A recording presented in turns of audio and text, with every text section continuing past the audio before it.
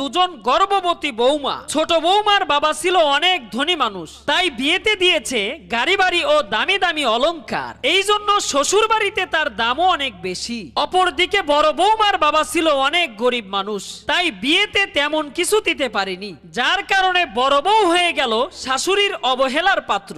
একদিন হঠাৎ তারা দুজন হাসপাতালে সন্তানের মা হলো। এদিকে শাশুড়ি পুরো ঘর সুসজ্জিত করে অপেক্ষা করতে লাগলো তার ছোট বউ ও তার ছেলের জন্য। বড় বউ আর তার ছেলের কথা কারো ভাবনাতেই নেই। ঠিক এমন সময় হাসপাতাল থেকে ছোট বউ ফোন করে বলল, মা, আমি হাসপাতাল থেকে সরাসরি আমার বাবার বাড়ি যাচ্ছি, কারণ হইল এখন আমার আরাম দরকার। ছোট বৌমার কথা শুনে শাশুড়ি অনেক কষ্ট পেল। ঠিক তখনই বড় বৌমা তার ছেলেকে নিয়ে বাড়িতে চলে আসলো। শাশুড়ি তখন বলল, তুমি কেন যাওনি তোমার বাবার বাড়ি? তখন বড় বউ বলল, কেন যাব বাবার বাড়ি?